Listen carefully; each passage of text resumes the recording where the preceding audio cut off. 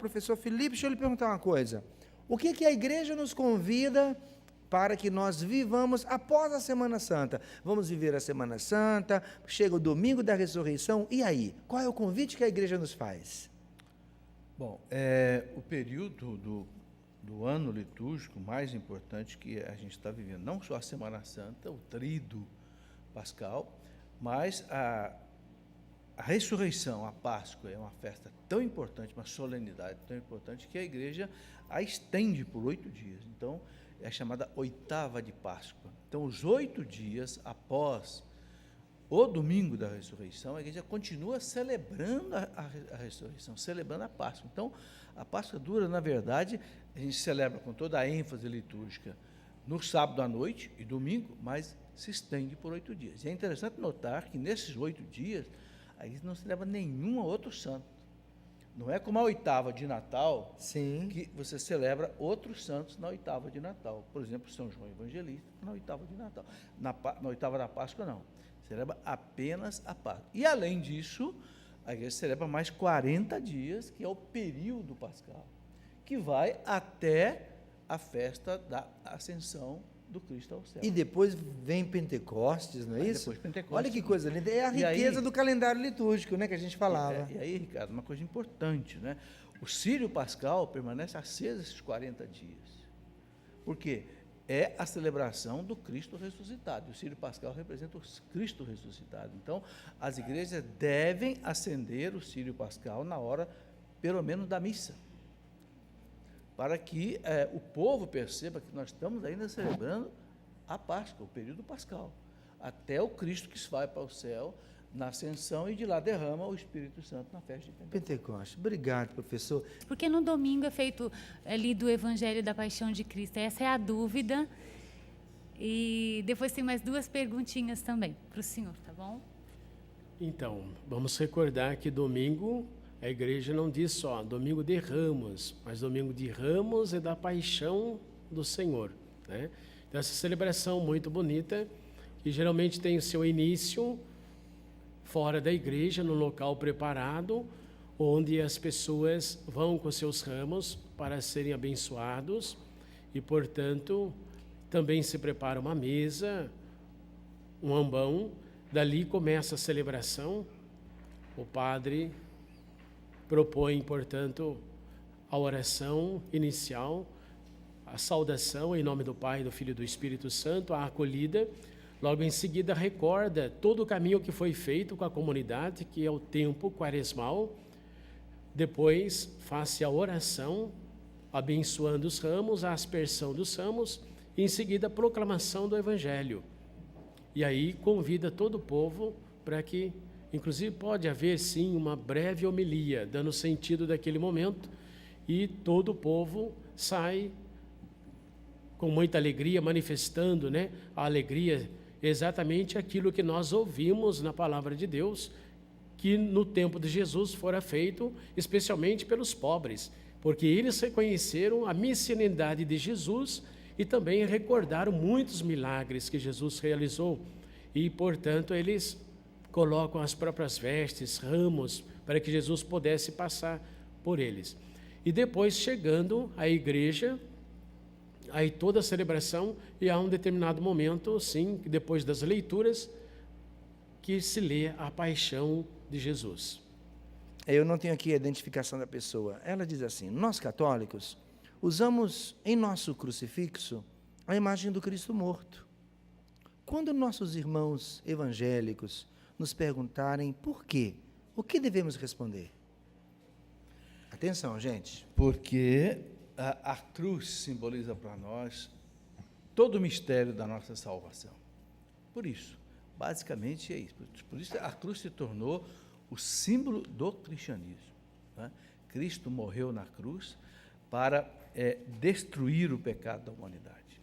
Lá no início da humanidade houve uma primeira árvore, a árvore que deu aquela fruta que Adão e Eva não deviam ter comido, a árvore do paraíso, né? Houve no Calvário um novo lenho da cruz, uma nova árvore que trouxe agora a salvação. Então, há uma simbologia teológica aí importante. A cruz significa para nós todo o mistério da nossa salvação. É interessante a gente ver quantas vezes, por exemplo, São Paulo fala da cruz, né? Fala da cruz com, né, com orgulho, com alegria de ter, né, de como Cristo ser crucificado, né, para poder viver para Ele, né? Então, a cruz se tornou o símbolo do cristianismo, né? Ali, o Cristo destruiu o pecado da humanidade. Na sua morte, Ele destruiu a morte. Por isso, a cruz, que era para os judeus símbolo de vergonha, para os romanos, era o suplício do malfeitor, do bandido, do fascínora, né? Cristo transformou tudo isso, toda essa maldição, em bênção. Por isso a cruz se tornou para nós. Já me perguntaram assim, mas se o Cristo tivesse sido morto por um tiro de revólver, então nós usaríamos um revólver pendurado aqui no pescoço? Ai, não. meu Deus, cada pergunta. Não, mas o povo pergunta isso. Mas é bom perguntar. O espírito dessa pergunta é isso, você pode ter certeza. Não, o revólver não tem o simbolismo teológico da cruz. A cruz. Houve uma árvore lá no paraíso, do qual brotou uma cruz, uma fruta que o homem não devia ter comido, e aí ele experimentou toda a maldição do pecado. Houve uma nova árvore que deu o lenho da cruz, onde o homem, o Cristo nela, se tornou o novo fruto pregado nessa cruz para a nossa salvação. Então há um simbolismo teológico que nenhum outro símbolo exprime. Que espetáculo. Claro que tem muito mais coisa que a gente precisa ficar Maravilhoso, falando, gente. Eu acho que agora quem merece um aplauso é o professor Felipe, viu?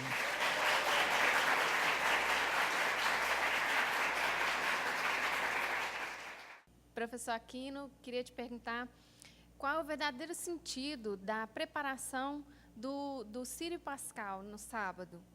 Qual que é o verdadeiro, a simbologia? Por que se prepara? Então, o Obrigado, sírio, querida. ele significa, ele simboliza o próprio Cristo, né?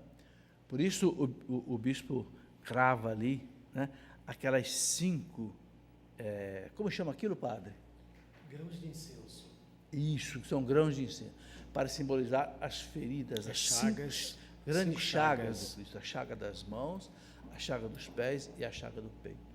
Então, o Círio Pascal simboliza exatamente Jesus Cristo. Esse é o sentido mais importante, né? E depois o Círio Pascal aceso, que simboliza o Cristo que vence a morte, que vence o pecado, vence o inferno e que ressuscita. Ok, obrigado. Padre Daniel, toda sexta-feira santa é lua cheia? Toda sexta-feira Toda sexta-feira, lua cheia. Não só toda Explica essa sexta-feira, história aí. É interessante Que coisa explicar isso, linda, Ricardo, né? É porque, muito veja mesmo. bem, o calendário litúrgico, todo ele começa na data da Páscoa. A primeira data que é marcada, inclusive para o ano civil, é a Páscoa. Sim. Em função da Páscoa, você marca o Carnaval e tudo mais. Porque a Páscoa era celebrada pelos judeus no dia 14 do mês de Nissan, que era a primeira lua cheia do equinócio da primavera. Para não complicar a história, vamos explicar o seguinte: a Páscoa é celebrada para nós no primeiro domingo depois da primeira lua cheia do dia 21 de março. Então, tem o dia 21 de março, você tem a primeira lua cheia.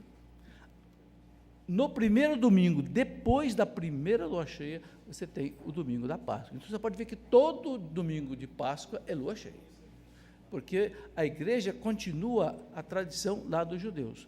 Só que os judeus celebravam na lua cheia. A igreja colocou no domingo após a lua cheia, porque para nós o dia da celebração maior é o domingo.